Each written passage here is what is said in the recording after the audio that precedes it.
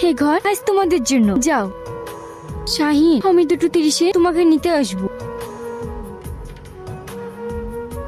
কি হলো? কয়দি কই? কি হলো? কথা বলছো না কেন? ও পালিয়ে গেছে। পালিয়ে গেছে মানে? স্যার স্যার, এই দেখুন কয়দি পালিয়ে গেছে। কি পালালো কি করে? আমি ওকে পালাতে সাহায্য করেছি। কিন্তু কিভাবে? স্যার, এইগুলো আমি বাড়ি থেকে নিয়ে এসেছি। কিন্তু এসব কাজ তুমি কেন করলে? স্যার, আমি চাই না একটা নির্দোষ মানুষের ফাঁসি হোক। নির্দোষ মানে? আজিজকে শাহিন খুন করেন, খুন করেছি আমি। দরকার হলে আমাকে ফাঁসি দেন। তার মানে? তাহলে শুনুন স্যার, কি রে, তোর আসতে এত দেরি হলো কেন? তুই জানিস নি তোকে এক মুহূর্ত না দেখলে আমি থাকতে পারিনি। কালকে তো আমি কলকাতায় চলে যাচ্ছি, তখন কি করে থাকবি? কলকাতা যাচ্ছি মানে? আমার খালাতো ভাই একটা কাজ ঠিক করেছে, আচ্ছা 20,000 টাকা বেতন। না, তোকে আমি যেতে দেবো না। তোকে ছাড়া আমি থাকতে পারবো না। থাকতে তো আমিও পারবো না, কিন্তু কিছু করার নেই। জানিস মা পরের বাড়িতে কাজ করে কোন রকম সংসার চালায়। মা আমাদের জন্য আর কত কষ্ট করবে বল। তাই আমি ঠিক করেছি কাজটা যদি করতে পারি অন্তত অভাবটা তো মিটবে। যদি তাই যাস তাহলে আমিও তোর সঙ্গে যাবো। দরকার হলে ওখানে আমি কোনো একটা কাজ করব, অন্তত তোকে দেখতে তো পাবো। তাহলে তো ভালোই হয়, তাই চ।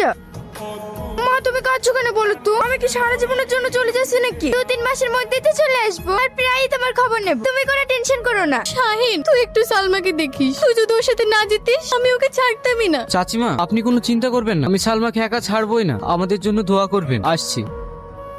দাদা, এই ঠিকানাটা একটু বলবেন? ও, এই তো ধর্মতলা ডান সাইডে গিয়ে 357 নম্বর বিল্ডিং। থ্যাংক ইউ দাদা। তোর খুব কষ্ট হয়েছে, দে একটা আমাকে দে। না না, আমি পারবো। তাই বললে হয়? দে তো।